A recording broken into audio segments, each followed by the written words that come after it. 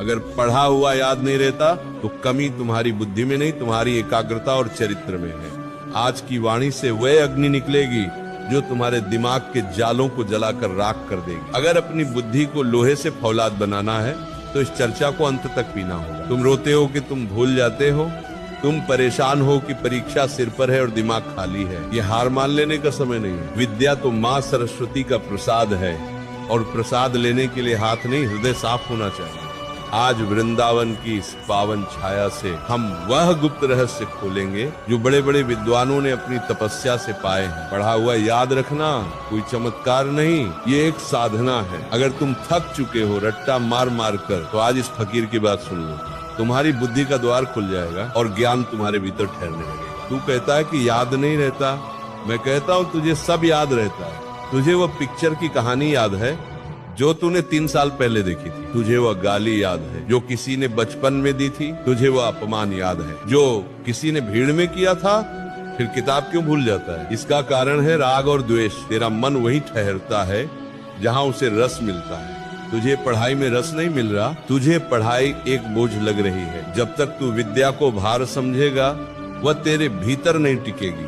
पहली शर्त सुन ले, बुद्धि को साफ कर। जैसे गंदे शीशे में सूरज की रोशनी नहीं दिखती, वैसे ही गंदे मन में सरस्वती का प्रकाश नहीं ठहरता।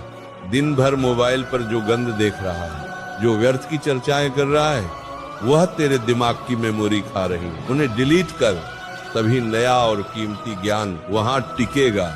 भगवान श्री कृष्ण गीता में कहा है, अभ्यासेन तु कौन्तेय, तू एक बार पढ़कर विद्वान बनना चाहता है, नहीं बनेगा। विद्या तपस्या मांगती है, मंथन कर। जैसे दूध को मथने से मक्खन निकलता है, वैसे ही पढ़ने के बाद किताब बंद कर और आंखें मूंद कर सोच कि तूने क्या पढ़ा। उसे मन ही मन दोहरा, लिख कर देख। जो हाथ से पन्ने पर उतर जाता है वह बुद्धि में छप जाता है। तेरा हाथ तेरी बुद्धि का साथी होना चाहिए। याददाश्त का सीधा संबंध तेरी ओज शक्ति से है। अगर तू अपने वीर का नाश करेगा, गंदी सोच रखेगा, तो तेरी नसें कमजोर हो जाएंगी। फिर तू कितनी भी बादाम खा ले, कुछ याद नहीं रहेगा। सात्विक भोजन कर, तामसिक चीजों से दूर रहे। सात्विक आहार से बुद्धि शुद्ध होती है। आहार शुद्धौ सत्ततो शुद्धि।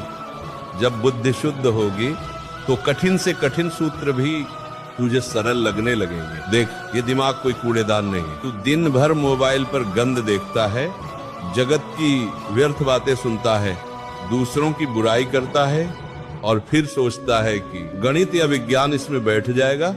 कैसे बैठेगा? तेरी मेमोरी तो